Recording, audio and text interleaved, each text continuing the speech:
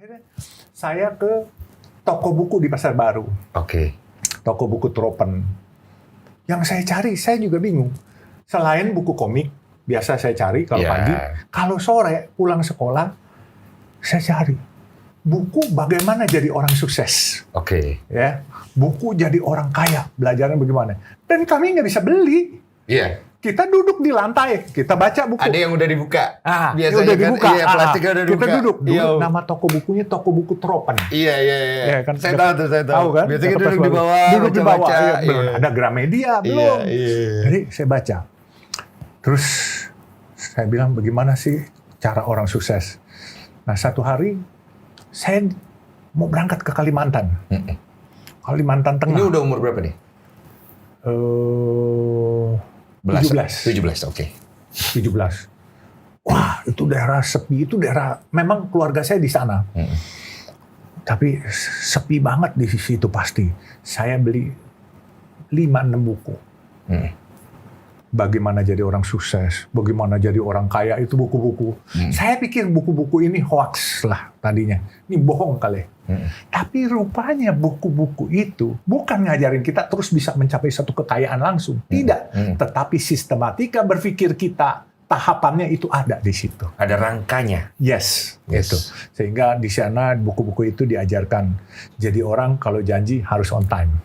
Oke. Kalau ngutang, kalau nggak bisa bayar, jangan menghilang. Oke. Datangi orangnya, apa barang yang ada, yang konsumtif, yang kita punya, yang kita sayang, jual, bayar utang orang. Tanggung jawab. Tanggung jawab itu. Nah, makanya, jadi di situ kita diatur tata keramanya. Terus kalau bisnis itu nggak boleh culas. Attitude. Ya. Yes. Terus dalam pertemanan yang paling mahal, yang harus dipegang, loyalty. Loyalitas. Iya, itu. Jadi itu kuncinya. Jadi buku itu membuat itu semacam peta. Iya, kerangka berpikir Betul, kita. kerangka berpikir. Yes. Nah, kalau kita mengacu ke situ dari sebuah kerangka berpikir atau sebuah peta yang kita dapat dari buku, bisa nggak kita kaya kalau misalnya dari diri kita sendiri, berdasarkan pengalaman Om sendiri, tidak ada keinginan kuat, tidak ada kegigihan, tidak ada ketekunan. Kalau nggak ada kegigihan, nggak ada ketekunan, dan tidak ada ambisi, ambisi itu perlu. Mimpi itu juga perlu. Tapi jangankan biarkan mimpi itu tercecer di jalanan. Bikin mimpi itu jadi wujud kenyataan. Betul. Wujudkan itu. Ini yang paling sulit.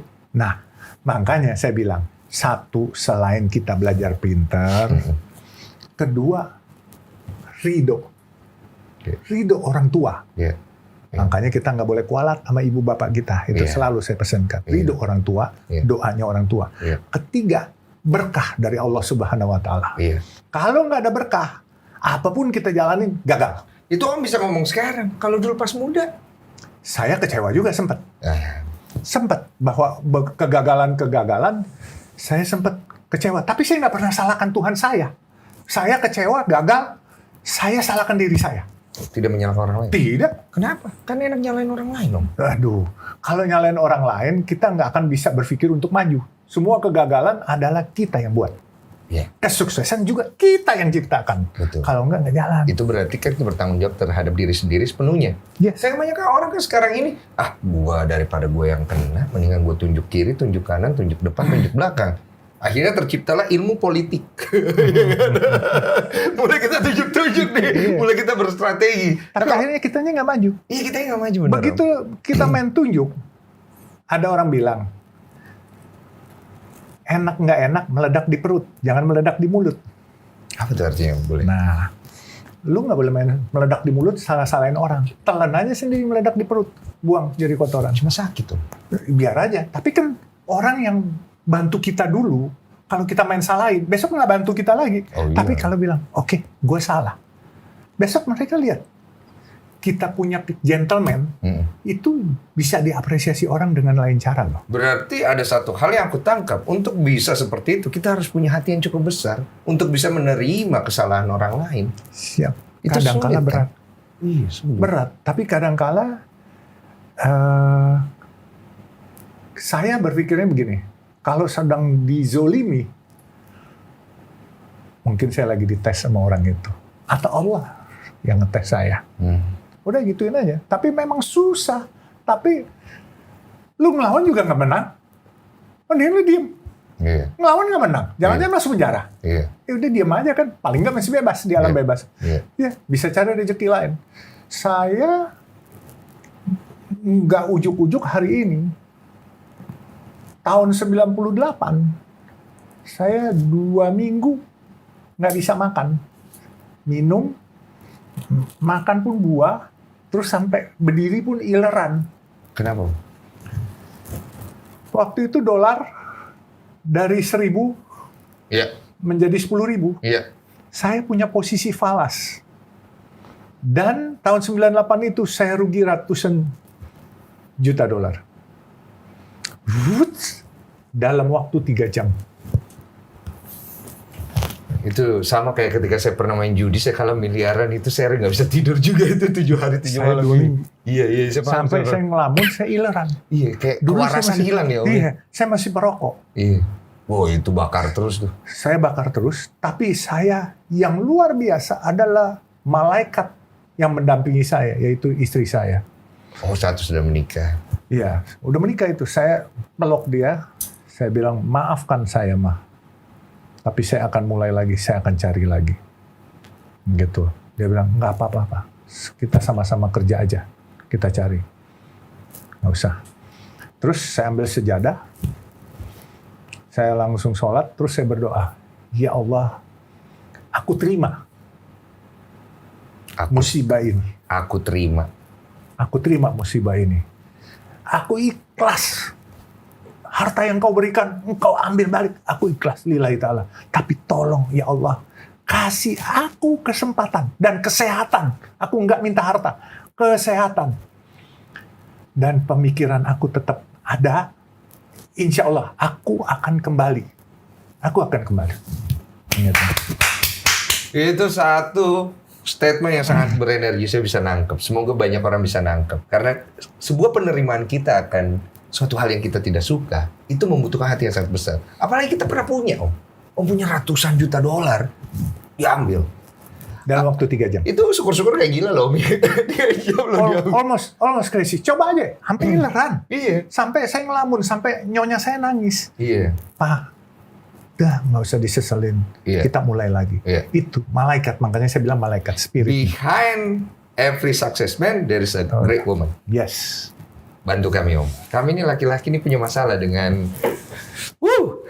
hasrat kami nih, Om. Iya kan? Om juga pasti pernah muda kan? Iya kan?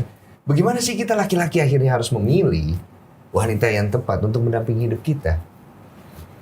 Gini, filosofi saya pilih istri, bukan pilih kecantikan fisiknya. Iya. Pilihlah kecantikan hatinya. Bagaimana cara melihatnya? Makanya, kalau kita pilih perempuan cantik, mau cantik tapi hatinya nggak baik, itu akan jadi problem di rumah tangga kita. Ya. Tapi kalau kita pilih perempuan cantik hatinya, setia pasti itu hatinya. Betul. Dan terus dia sederhana, dia bisa simpenin apa yang ini, dan dia bisa berbagi tugas. Ya. Kita mencari nafkah di luar, Iya. dia mengurus rumah tangga, Iya. anak-anak kita. Iya. Dan walaupun kita pulang kadang-kala tengah malam, pagi, dia mensupport. Malam pun dia lagi tidur enak, dia bangun. Iya. Dia siapkan makan kita, sudah makan belum? Kadang-kala kita bilang udah makan, oh mau minum susu nggak, apa segala macam. Dia memperhatikan kita. Memperhatikan, walaupun sebentar. Sebenarnya itu kan yang sebenarnya laki-laki cari kan. Yes. Cuma masalahnya di sekarang ini nih, Om. Waduh, susah banget nyari wanita yang seperti Om gambarin. Nah gimana nih, ada kiat-kiat nggak?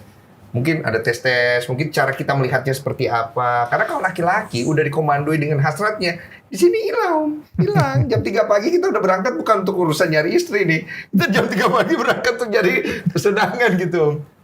Di filosofi Jawa ada bibit, bobot, bebet. Oke. Itu. Jadi makanya kembali ke diri kita sendiri. Kalau kita senang istri yang glamor, kadangkala Lu makan juga tuh glamornya nanti. nanti kita susah, Iya. nggak bisa ngikutin lifestyle-nya. Iya. Ya, kita lebih baik cari yang pinter, setia, yang hati baik, sederhana itu. Iya.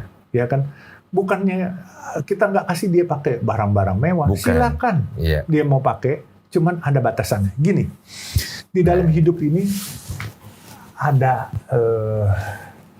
satu azas kebutuhan Ya. sama azas keinginan. Ya. Ya. Ya. Jadi kalau keinginan, kita kepengen punya pesawat pribadi sendiri, Betul. kita kepengen punya booth sendiri, Pengen punya rumah, ya, pengen punya ini. istana sendiri. Ya. Tapi kembali, itu keinginan. Kebutuhannya butuh nggak? Nah. Kalau nggak butuh, Ya. mau ngapain? Ya. Misalnya kita mau punya villa nih, let's Ya. say villa. Mm.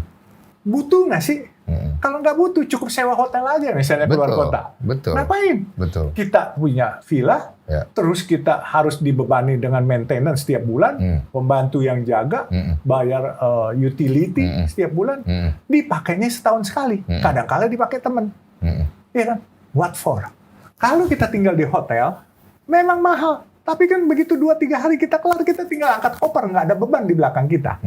Nah ini yang adik-adik kita harus tahu.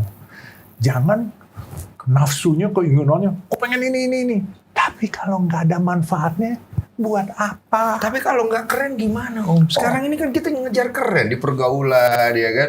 Wih, gila dia punya ini. Oh, gila dia punya itu. Gimana? Sekarang gini, kita mau jadi jagoan waktu muda atau jadi jagoan waktu tuanya? Iya kan? Ini gue suka nih. Om pas muda, bersakit-sakit dahulu atau senang kemudian, atau senang dahulu, sakit kemudian. Nah, Boleh, Om. iya kan? Silakan. Saya selalu menekankan bahwa dari dulu saya berapa kali gagal, tapi saya pokoknya bilang, satu saat, dikala saya umur 60, saya semua sudah settle, dan saya mau pensiun, semua udah ada. Dulu mimpi saya, waktu saya cerita sama teman-teman, saya bilang, saya sambil nyupir mobil jelek itu. Ada teman perempuan satu. Dia tanya, cita-cita lo apa sih? Katanya. Cita-cita gue, satu hari gue buat 10.000 perak. Waktu itu 33 mangkok. Beli bakmi. Ini masih beli asas nasi. tukang parkir Iya. dia. Iya. Baru mimpi tukang parkir. Iya. Nih. Terus dia tanya lagi, dia kejar. Kalau udah 10.000 perak, lu mau apa? Oh, 100.000 perak satu hari. Oke. I should make it. Terus sudah 100.000. 1 juta, saya bilang. Oke. Sudah 1 juta, dia lagi 10 juta setiap hari. Dia kejar lagi. Setelah 10 juta, 100 juta per hari. Terus dia kejar lagi. Setelah 100 juta, 1 miliar per hari.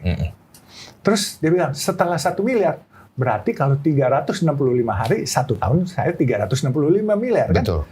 Dia tanya itu. Saya bilang, I retired. Saya berbuat baik kepada orang banyak dengan duit yang berlimpah. Saya bilang begitu. Ya. Allah kasih, malaikat dengar, more than that, I can make it, and I cannot stop it. Itu yang menjadi salah satu asas yang akhirnya sekarang Om memiliki mimpi untuk membangun 1000 masjid. Yes, itulah. Berarti kata-kata Om tepati.